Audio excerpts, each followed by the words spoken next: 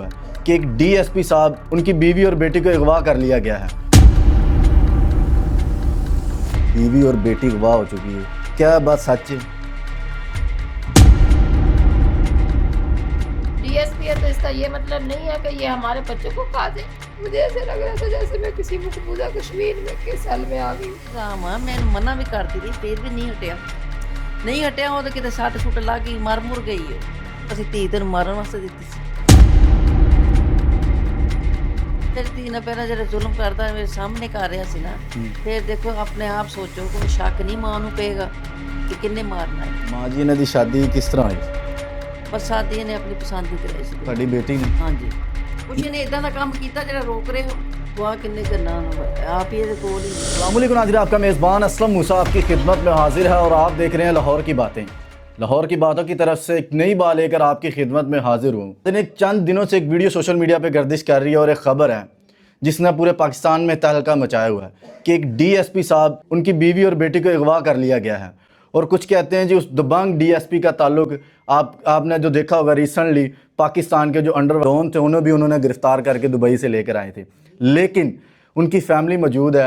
DSP साहब की जो सास और उनकी साली यानी जो डीएसपी साहब की बीवी और उनकी वालदा और उनकी बहन हमारे साथ मौजूद है, लेकिन इनके कुछ और इंकशाफात हैं और इनसे जानेंगे मज़ीद कि आखिर वजह क्या बनी, क्या वाकई ही इनकी बेटी अगवा हुई है या का मामला कुछ और। अस्सलाम वालेकुम। वालेकुम सलाम।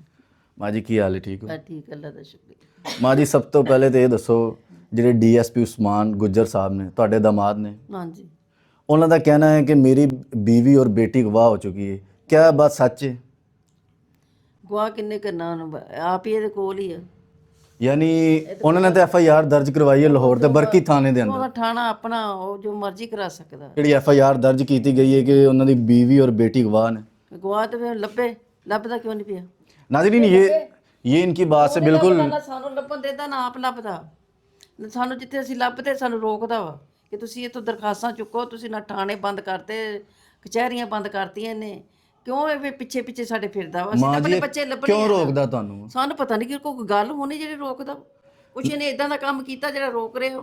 नाज़रीन ये बिल्कुल माँ जी उनकी वालदा हैं, समझदार है सारे। उनकी इस बात से मैं बिल्कुल एग्री करता हूँ कि एक डीएसपी हाजिर सर्विस ड्यूटी हैं वो, और वो इतने दिन हो चुके हैं, तकरीबन 1 मंथ के करीब हो चुके हैं उनकी बीवी और बेटी को अगवा हुए, लेकिन अभी तक उन्हें यही नहीं पता उनकी बेटी का और उनकी बीवी का। अच्छा माँ जी उन्होंने तो FIR दर्ज करवाती, ਤੁਹਾਨੂੰ ਕਿਵੇਂ ਪਤਾ ਲੱਗਾ ਲਾਸਟ ਟਾਈਮ ਤੁਹਾਡੀ ਆਪਣੀ ਬੇਟੀ ਨਾਲ ਤੁਹਾਡੀ ਨਿਵਾਸੀ ਨਾਲ ਕਦੋਂ ਗੱਲ ਹੋਈ? ਮੇਰੀ ਗੱਲ ਹੋਈ ਹੈ ਬਹੁਤ ਜਦੋਂ ਸਲਾਬ ਜਿਹਾ ਆਇਆ ਨਾ। यानी आज तो कितना अरसा ते किन्ने मंथ पहले? 2 ਮਹੀਨੇ ਤਾਂ ਹੋ ਗਏ, ਮੈਨੂੰ ਤਾਂ ਹੁਣ ਇੰਨਾ ਯਾਦ ਨਹੀਂ 2 महीने पहले गल हुई। ਹੈ। ਜਦੋਂ ਸਲਾਬ ਨਹੀਂ ਆਇਆ ਬਸ ਉਦੋਂ ਮੈਂ ਉਹਨੂੰ ਬਾਹਰ ਗੱਲ ਕੀਤੀ ਮਕਾਨ ਮਕਾਨ ਦੀ ਕਿ ਚੱਲ ਬੱਚੇ ਸਾਡੇ ਨਾਲ ਬੱਚੇ ਛੋਟੇ ਛੋਟੇ ਆ। ਤੇ ਮਾਂ ਜੀ ਉਸ ਟਾਈਮ ਕੋਈ ਤੁਹਾਡੀ ਬੇਟੀ ਨੇ ਤੁਹਾਨੂੰ ਦੱਸਿਆ ਹੋਵੇ ਕਿ ਇਹ ਤਸ਼ੱਦਦ ਕਰਦਾ ਹੈ, ਮਾਰਦਾ ਜਾਂ ਕੋਈ ਵੀ ਮਾਮਲਾ? ਪਹਿਲਾਂ ਕਰਦੀ ਰਹਿੰਦੀ ਸੀਗੀ। ਯਾਨੀ ਤਸ਼ੱਦਦ ਉਹ ਪਹਿਲੇ ਤੋਂ ਹੀ ਕਰ ਰਿਹਾ? ਅੱਜ ਦੀ ਨਹੀਂ ਕਰ ਰਿਹਾ, ਬਹੁਤ ਦੇਰ ਦੀ ਕਰ ਰਿਹਾ। ਕਿੰਨਾ ਅਰਸਾ ਹੋ ਗਿਆ ਸ਼ਾਦੀ ਨੂੰ? ਕਰਦਾ ਹੁੰਦਾ ਹੁਣ ਤੇ ਇੱਥੇ ਆ ਗਈ ਸੀ ਨਾ। ਕਿੰਨਾ ਅਰਸਾ ਹੋ ਗਿਆ ਸ਼ਾਦੀ ਨੂੰ? ਸ਼ਾਦੀ ਨੂੰ ਤਾਂ ਹੋ ਗਏ 20 ਸਾਲ। ਇੱਥੇ ਜਦ ਇੱਥੇ ਫੈਸਲਾਬਾਦ ਰਿਹਾ ਉਦੋਂ ਸਹੀ ਰਿਹਾ। ਉੱਥੇ ਜਾ ਕੇ ਤੇ ਲਾਹੌਰ ਜਾ ਕੇ ਤੇ ਇਹਨੇ ਖੁਰਦੂ ਮਤਾਸਤਾ ਇਹਨੇ ਕੁੜੀ ਦੇ ਨਾਲ ਤੇ ਇਦਾਂ ਜਿਵੇਂ ਇਹਨੂੰ ਕੁੱਟ ਕਟਾਪਾ ਹੀ ਰਿਹਾ ਸਾਰੀ। ਮਾਂ ਜੀ ਇੱਕ ਬੇਟੀ ਸੀ, ਉਹ ਦੁੱਖ ਸੁੱਖ ਜੋ ਵੀ ਹੋਵੇ ਅਗਲੇ ਘਰ ਉਹ ਮਾਂ ਆਪਣੀ ਮਾਂ ਨੂੰ ਦੱਸਦੀ ਸੀ, ਤੁਹਾਡੇ ਤੇ ਉਸ ਟਾਈਮ ਕੀ ਕਹਿ ਰਹੀ? ਮੈਨੂੰ ਪਰੇਸ਼ਾਨ ਮੈਂ ਇੰਨੀ ਹੁੰਦੀ ਸੀ, ਮੈਂ ਕਿਹਾ ਮੈਂ ਇੱਥੇ ਆ ਨਹੀਂ ਸਕਦੀ, ਤੂੰ ਆ ਜਾ, ਇਹਨੂੰ ਛੋੜ ਦੇ। ਮੈਂ ਇਹਨੂੰ ਉਸਮਾਨ ਨੂੰ ਖੁਦ ਵੀ ਕਿਹਾ, ਮੈਂ ਕਿਹਾ ਭਾਈ ਮੇਰੀ ਗੱਲ ਸੁਣ, ਇਹਨੂੰ ਛੋੜ ਦੇ ਤੂੰ। ਤੇ ਆਪਣੀ ਧੀ ਮੈਂ ਕਿੰਨੀ ਵਾਰ ਕਿਹਾ ਇਹਨੂੰ ਛੋੜ ਦੇ, ਮੈਂ ਕਿਹਾ ਤੂੰ ਇਹਨੂੰ ਛੋੜ ਦੇ, ਮੇਰੀ ਧੀ ਨੂੰ ਤੂੰ ਮਾਰ ਨਾ, ਸਾਨੂੰ ਕੋਈ ਜ਼ਰੂਰਤ ਨਹੀਂ ਤੇਰੇ ਇੰਨੇ ਦੌਲਤ ਦੀ ਤੇ ਨਾ ਕਿਸੇ ਚੀਜ਼ ਦੀ। ਮੈਂ ਆਪਣੀ ਧੀ ਨੂੰ ਮੈਂ ਰੋਟੀ ਦੇ ਦਾਂਗੀ, ਮੈਂ ਕਿਹਾ ਰੋਟੀ ਹੈਗੀ ਇਹਦੇ 'ਚ। ਮਾਂ ਜੀ ਇਹਨਾਂ ਦੀ ਸ਼ਾਦੀ ਕਿਸ ਤਰ੍ਹਾਂ ਹੋਈ ਸੀ? ਬਸ ਸਾਦੀ ਇਹਨੇ ਆਪਣੀ ਪਸੰਦ ਦੀ ਕਰਾਈ ਸੀ। ਤੁਹਾਡੀ ਬੇਟੀ ਨੇ? ਹਾਂਜੀ ਪਰੇਸ਼ਾਨ ਮੈਂ ਨਾ ਤੂੰ ਛੋਟੀ ਵੀ ਮੈਂ ਹੀ ਪਾਲੀ ਹੈ, 6-12 ਸਾਲ ਮੈਂ ਪਾਲਦੀ ਰਹੀ, ਨਿੱਕੀ ਜਿਹੀ ਨੂੰ ਛੱਡ ਕੇ ਚਲਾ ਗਿਆ ਸੀਗਾ।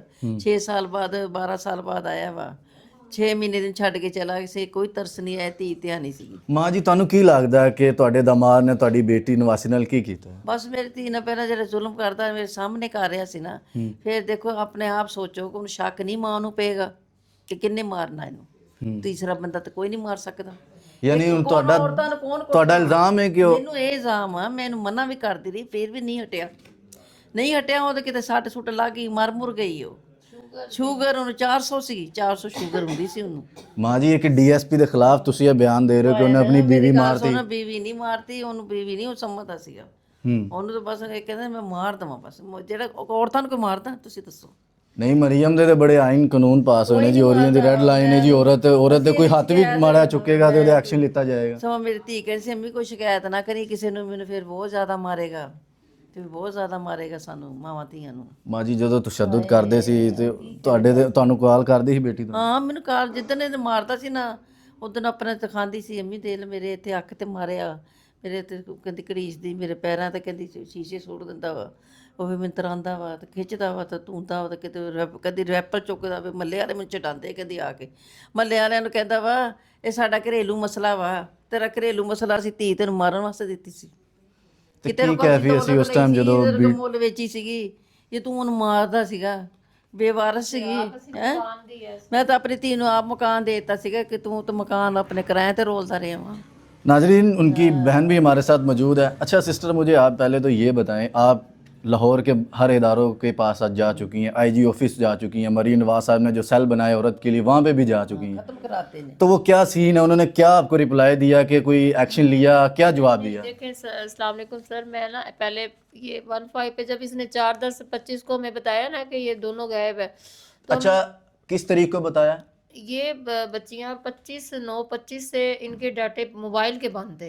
अच्छा, तो हम लोग सैलाब में भी थे, कुछ अपनी हम लोग की परेशानियां भी होती हैं घर की। तो इन्होंने FIR कब दर्ज करवाई है? तो मेरी बात सुने, फिर 4/10 को आके इसने बताया ना जब कि बच्चियां नहीं है, यानी तकरीबन पूरे हफ्ते के बाद बताया, 10 दिन के बाद। नाजरीन ये सवालिया निशान है, ये वालदैन है, वुर्स हैं, इनका सवाल बनता भी है कि 29 तारीख को ये सारा वक़्वा होता है, 25 को होता है, और 10 दिन बाद जाके DSP साहब जो कानून के खुद मुहाफिज हैं वो FIR दर्ज करवा रहे हैं जी। 4/10/25 को इसने आके इधर शरीफ आके हमें बताया कि भाई आपकी बच्चियां गायब है, खंसा और समिया नहीं है, घर में नहीं है, पता नहीं कहाँ चली गई हैं। तो अम्मी कहती कहाँ चली गई हैं, अम्मी तो रोने लगी। अम्मी कहती तू तो पुलिस वाला, कहाँ चली गई हैं, तू तो वो जो कहते मोबाइल बंद है, तो फिर उसका कोई EMI कोड होता है, उससे आप उसको ढूंढ सकते हो। पुलिस वाला तो किसी की एक मोबाइल भी गुम हो जाए वो भी ढूंढ, तो वो तो कहते जमीन की तह से निकाल लेते हैं ये पुलिस वाले। तो आप ना कहते कोशिश करो, कहते मैं क्या कर सकता हूँ, मैं क्या कर सकता हूँ। अच्छा सर, फिर ये ना ये तकरीबन 4 को आया ना, 5-6 को छुट्टी थी पता नहीं, तो मैंने फिर वहाँ से छुट्टी अप्लाई की कैसे करके, मैं 7 तारीख को वहाँ पे थी लाहौर में, अपने हस्बैंड के साथ गई हूँ। तो वो सारे ये मैं 15 पे मुसलसल कॉलें कर रही हूँ, वो कुछ नहीं रिप्लाई दे रहे। वो कह रहे कि भाई आप वहाँ पे आए, भरकी थाने में दरखास्त दें तो फिर आपका मसला हल होगा। अगर वो ना सुने तो मैंने SHO साहब के नाम दरखास्त लिखी, वहाँ पहुँची, लेकिन वहाँ पे जो आगे सेल बैठता है वो उसने दरखास्त लेने की बजाय किसी इंस्पेक्टर है इमरान नामी, उसने मेरे से ये दरखास्त ले ली, मुझे अपने कमरे में बिठाया और फिर ये दरखास्त की पिके बना के पता नहीं किसको सेंड करता है। अच्छा, आप अपने हस्बैंड के हमरा वहाँ पर गई हैं, तो वहाँ उनके आपको किस तरह का रिस्पांस मिला, आपको और आपके हस्बैंड? उन्होंने, मैंने कहा फिर वो मैंने तो सुना था ये कि रसीदें देते हैं। अब मरियम नवाज साहबा का एक सेल उन्होंने बनाया हुआ है कि फौरी तौर पे आपको रसीद मिलेगी, लेकिन मुझे रसीद नहीं दी। मैं कहती घर पैदा तो कोई नहीं, ये रसीद क्यों नहीं दे रहे? कहते देते हैं। हम 9 बजे के बैठे, हमें 2:30 बज गए, तो हम वहाँ से 2-2:30 बजे हम वहाँ से निकली हूँ। तो फिर मैं नेक्स्ट डे मैं फिर IG साहब के ऑफिस गई हूँ, फिर मैं DIG साहब के ऑफिस गई हूँ। तो बच्चियों का मसला है, मुझे IG साहब तक पहुँचने दें, ताकि ना कुछ वो बच सके, बच जाए वो किसी दाल। मैंने कहा हम लोग आपके लिए दुआएं करते हैं, आप हमारे बच्चों को ऐसे छोड़ दिया, किसी ने भी नहीं सुनी। मुझे ऐसा लग रहा था जैसे मैं किसी मकबूजा कश्मीर में के सेल में आ गई हूँ सर। वो फिर पता क्या हुआ, ये देखें वो नंबर लिख देते थे, नंबर लिखा है उन्होंने, ये देखें नंबर दे देते थे लेकिन मिलाते हैं नहीं। CPO साहब खुली कचहरी में भी आप गई हैं? मैं हर जगह गई हूँ। मेरे कमरे में ले गई, इसकी आंखों पे पट्टी बांधी है और फिर बहुत ज्यादा इसकी जैसे 3rd डिग्री दी है। यानी आपके हस्बैंड को? हाँ जी। आप इंसाफ के लिए गई हैं, उल्टा आपके ऊपर ही तशद्दुद किया पुलिस की जानिब से? हाँ जी, 3rd डिग्री की है फयाज ने। फिर मैंने एक सेल में पढ़ा था कि भाई जो सरकारी मुलाजम पे हाथ उठाता है उसे 10 साल सजा है, तो मैंने तो वो 10 साल सजा कोई भी नहीं देख रही। हाँ, फिर हमें मेडिकल नहीं होने दिया हमें, फिर मैंने कहा चलो इफ्तिखार तुम छुट्टी ले लो मजीद, उसने बेचारे ने छुट्टी ली, फिर हमने मेडिकल करवाया, मेडिकल डॉक्टर को उसने कह दिया कि इनका मेडिकल नहीं होने देना। हर पासे फिरदा पिਆ। अच्छा माँ जी मैंने ये दसो ਤੁਹਾਡਾ बेटा है नहीं हस्बैंड बेटा कोई नहीं, मेरा बेटा कोई यानी वो बच्ची यतीम है। हाँ जी, मेरे बेटा कोई नहीं, ना मेरा बंदा कल्ली है। मेरे दो बेटियां इत्थे, एक बेटी मेरी इन्हां ने खा ली है समान ने। ਮਾਂ ਜੀ ਹੁਣ ਤੁਹਾਨੂੰ ਕੀ ਲੱਗਦਾ ਹੈ ਤੁਹਾਡੀ ਬੇਟੀ ਮੇਰੇ ਤੇ ਸ਼ੱਕ ਆ, ਦੇਖੋ ਹਰ ਪਾਸੇ ਰੋਕ ਰਿਹਾ ਵਾ, ਹਰ ਥਾਣਿਆਂ 'ਚ ਰੋਕ ਰਿਹਾ ਵਾ, ਹਰ ਅਦਾਲਤਾਂ 'ਚ ਫੇਰ ਰਿਹਾ, ਤੇ ਤੂੰ ਕਿਉਂ ਫੇਰ? ਤੇਰੇ ਬੱਚੇ ਗੁੰਮ, ਤੇਰੀ ਬੀਵੀ ਗੁੰਮ, ਤੂੰ ਸਾਥ ਦੇ ਸਾਡਾ, ਅਸੀਂ ਸਾਰੇ ਦੇ ਬੱਚੇ ਗੁੰਮ, ਅਸੀਂ ਤਾਂ ਫਿਰਨਾ ਵਾ, ਤੂੰ ਸਾਨੂੰ ਕਿਉਂ ਰੋਕ ਰਿਹਾ ਵਾ? ਇਹ ਤੋਂ ਸ਼ੱਕ ਨਹੀਂ ਪੈ ਰਿਹਾ? ਹਕੂਮਤ ਨੂੰ ਵੀ ਪਤਾ ਚੱਲਣਾ ਚਾਹੀਦਾ, ਪੁਲਿਸ ਵਾਲਿਆਂ ਨੂੰ ਪਤਾ ਚੱਲਣਾ ਚਾਹੀਦਾ ਕੀ ਕਰ ਰਿਹਾ ਹੈ। जब तक इसे पकड़ा नहीं जाएगा ना, जब तक इसे देखिए मुजरम जो होता है वो आजाद फिर रहा है, जब तक पकड़ा नहीं जाएगा डाटा क्या आएगा? ਇਹ ਛੋਟੀ ਜਿਹੀ ਗੱਲ ਤਾਂ ਨਹੀਂ ਕਿਸੇ ਦੀ ਜਾਨ ਲੈਣੀ। इसको हवाले की आईजी से लेवल पे इसकी तहकीक कराई जाए। डीएसपी है तो इसका ये मतलब नहीं है कि ये हमारे बच्चों को खा दे। ਡੀਐਸਪੀ ਤੇ ਸਾਡੇ ਬੱਚੇ ਤਾਂ ਨਹੀਂ ਮਾਰਨੇ, ਆਪਣੇ ਘਰ ਦੇ ਬੱਚੇ ਹੀ ਮਾਰ ਰਹੇ ਆ। ਮਾਂ ਜੀ ਹੁਣ ਤੁਸੀਂ ਕੀ ਸਮਝਦੇ ਹੋ ਤੁਹਾਡੀ ਬੇਟੀ ਨੇ ਪਸੰਦ ਦੀ ਸ਼ਾਦੀ ਕੀਤੀ ਤੇ ਕੀ ਉਹਨੇ ਸਜ਼ਾ ਲੈ? ਉਹ ਤੁਹਾਡੇ ਸਾਹਮਣੇ ਤੇ ਹੈ, ਕੀ ਕਰਾਂ ਮੈਂ, ਤੁਹਾਨੂੰ ਦੱਸਿਆ ਤੇ ਸਾਰਾ। ਬੱਚੀ ਨੂੰ ਮੇਰੀ ਨੂੰ ਮਾਰਦਾ ਰਿਹਾ, ਬਸ ਆਪਣੀ ਬੱਚੀ ਦੇ ਕਰਕੇ ਆਪਣੀ ਜ਼ਿੰਦਗੀ ਖਰਾਬ ਕਰ ਰਹੀ। शक तो इस पे जाता है ना कि देखें मैं हर जगह पे इसके साथ दे रही हूँ, इसके बच्चों का साथ दे रही हूँ ना, इसकी बीवी का साथ दे रही हूँ, ये तो हर जगह से हमें मरवा रहा है। ਸਾਡੇ ਘਰ ਰੋਜ਼ कल ਪੁਲਿਸ भी ਭੇਜ पुलिस ਦਿੰਦਾ, आई है, कल भी पुलिस आई ਰੋਜ਼ है हमारे ਪੁਲਿਸ घर ਭੇਜ में ਦਿੰਦਾ ਉਹ ਜਿਹੜਾ ਥਾਣਾ ਪਰ। कि आप दरख्वास्त उठा लें, हम आपको ना अगर पता नहीं कह रहा था कोई मिस्टेक तो हो ही जाती है, पता नहीं मुझे अब उसकी बात यानी उनकी बातों में आपको शक नजर आ रहा है? हाँ जी कोई माँ जी एंड पे वज़ीर आला मरियम नवाज साहिबा जो खुद माँ है वो इस चीज़ को बेहतर तकलीफ़ भी समझ सकती हैं कि औरत एक माँ होती है, उसकी क्या तकलीफ़ और उसकी क्या कैफियत होगी जब उसकी बेटी पर ये वक़्त आए। और दूसरा आईजी साहब से, क्योंकि डीएसपी साहब ये सारे आईजी साहब के अंडर ही आते हैं, तो उनको क्या पैगाम देना चाहिए? ਅਸੀਂ ਇਹ ਕਹਿੰਦੇ ਸਾਡੀ ਬੱਚੀ ਲੱਭ ਦਿਓ, ਸਾਡੇ ਤੁਹਾਡੇ ਕੋਲ ਹੱਥ ਬੰਨ ਕੇ ਕਰਦੇ, ਅੱਲਾ ਮੀਆਂ ਤੁਹਾਨੂੰ ਤੰਦਰੁਸਤੀ ਸਿਹਤ ਦੇਵੇ।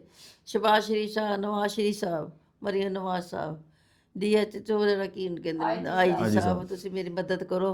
ਸਾਡੀ ਮਦਦ ਕਰਨ ਵਾਲਾ ਕੋਈ ਨਹੀਂ, ਸਾਰਾ ਸਮਾਨ ਰੋਕ ਰਿਹਾ ਸਾਰੀ ਮਦਦ ਨੂੰ। ਮਾਂ ਜੀ ਜਿਸ ਹਾਲਤ 'ਚ ਵੀ ਤੁਸੀਂ ਜਿਸ ਤਰ੍ਹਾਂ ਅਸੀਂ ਜਾਣੇ ਸਾਡੇ ਰੋਕ ਦਾ ਰਸਤਾ ਰੋਕ ਰਿਹਾ, ਤੁਸੀਂ ਇਹ ਦੱਸੋ ਕਿਉਂ ਰੋਕ ਰਿਹਾ ਸਾਡਾ ਰਸਤਾ? ਇਹਦੀ ਬੱਚੀ ਇਹਦੀ ਹੈ, ਬੀਵੀ ਇਹਦੀ, ਇਹ ਰਸਤਾ ਸਾਡਾ ਕਿਉਂ ਰੋਕ ਰਿਹਾ? ਇਹਦੀ ਤਾਂ ਬੀਵੀ ਤੇ ਬੱਚੇ ਆ, ਮੇਰੀ ਤੇ ਬੇਟੀ ਤੇ ਨਵਾਸੀ ਹੈ ਨਾ, ਇਹ ਕਿਉਂ ਰੋਕ ਰਿਹਾ? ਇਹ ਸ਼ੱਕ ਨਹੀਂ ਪੈ ਰਿਹਾ, ਸ਼ੱਕ ਸਹੀ ਪੈ ਰਿਹਾ। ਫਿਰ ਸਾਡੇ ਘਰ ਰੋਜ਼ ਪੁਲਿਸ ਭੇਜਦਾ ਵਾ। ਮਾਂ ਜੀ ਤੁਹਾਨੂੰ ਕੀ ਸ਼ੱਕ ਪੈ ਰਿਹਾ? ਸਾਨੂੰ ਰੋਜ਼ ਸਾਡੇ ਰਿਸ਼ਤੇਦਾਰਾਂ ਕੋ ਪੁਲਿਸ ਭੇਜਦਾ, ਭੇਜਣਾ ਸਮਾਨ ਤੇ ਘਰ ਚਾਹੀਦਾ ਜਿਹਨੇ ਬੱਚੇ ਗਵਾ ਕੀਤੇ। दबंग डीएसपी उनके नाम के साथ लगाया जा रहा है और कहते हैं कि ये लाहौर के सबसे दबंग डीएसपी हैं और ये बड़े बड़े कारनामे कर चुके हैं। लेकिन उसके पीछे जो छुपे हकाइक थे, हकीकत क्या थी, उनके वालिदैन ने, उनकी वालदा और उनकी बहन ने सारा कुछ बताया। जो ये ख़ुद वहाँ पर आईजी ऑफिस, सीटीओ ऑफिस और वहाँ पर बरकी जहाँ पर एसएचओ साहब, डीएसपी साहब की जानिब से वहाँ पर एफआईआर दर्ज करवाई गई है अगवा की, तो वहाँ पर भी गई हैं, इन्हें किसी किस्म का कोई रिस्पॉन्स नहीं मिला। तो हमारी खसूसन आईजी साहब से खसूसी अपील है और मरियम नवाज से खसूसी अपील है कि आपने एक इदारा बनाया सीसीडी के अंदर हमारे आम लोग नहीं आते हैं, इदारों के लोग भी हैं, तो खुदारा उनके ऊपर भी थोड़ा सा तवज्जो दी जाए और फोकस किया जाए और इनको इंसाफ दिया जाए। इसी के साथ अपने मेज़बान असलम मूसा को इजाज़त दें और देखते रहें लाहौर की बात।